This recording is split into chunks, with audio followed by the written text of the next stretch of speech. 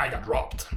Stuck on an island in the middle of the ocean. No phone, no wallet, and no way to get home. How was I going to get back?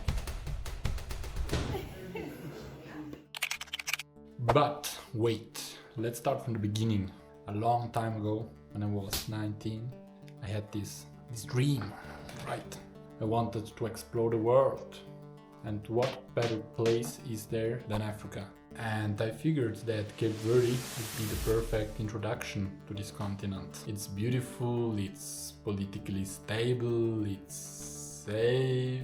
And I mean, come on, it's literally a bunch of islands in the middle of the ocean. It's awesome. So I bought my tickets, right? I bought my tickets for Cape Verde. And it was early November when I landed on the island of Santiago. Santiago is the most populated island, but at the same time the least touristy of the 10 Cape Verdean islands. There are multiple. I arrived pretty late into the night and just took a taxi straight to the capital called Praia. And I will never forget that taxi ride. He was driving crazy. And I had like this wonderful mix of excitement mixed with adventure building up in my stomach, better than sex. Not that I know how that feels like, but over the next few days I walked around the city, I tried out some local traditional cuisine. I also met some amazing people. Like one afternoon at the beach I started chatting with some girls, and that same night me and the girls went out partying. I really started to feel the island vibe, you know what I'm saying? Oh boy, if I knew. So after a few days in Praia, the capital, I moved on. Up in the north of the island, I went to this small fishing village called Tarrafal. Tarrafal was very calm, a bit too calm. It felt a bit dead compared to Praia. But exactly here, in this quiet little village, was where things started to go wrong. Very wrong. So the weekend was coming up in this small fisher village, right? And surprisingly, they had a big concert planned right on the beach. So, you know, I would never skip a good party. Never ever. So I went there. And after a couple of beers and some cachupa, I spotted a familiar face in the crowd. It was a girl that I met earlier that week. Let's call her Tiffany.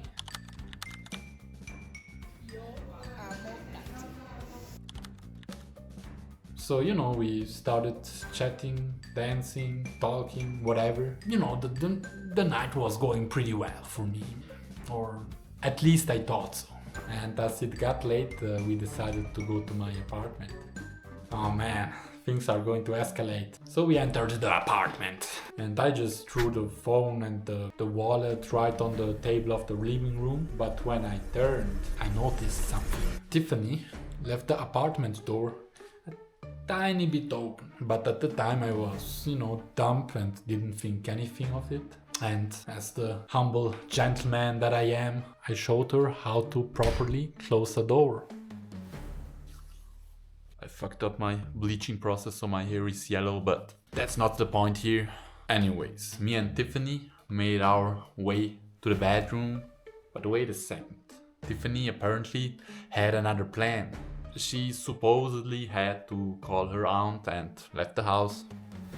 Came back literally 1 minute later. But this time I did not notice that she again left the apartment door a tiny bit open. While we were in the bedroom, it was just a perfect setup for an intruder to get in and just take everything his dirty little fingers can get. And this is exactly what happened.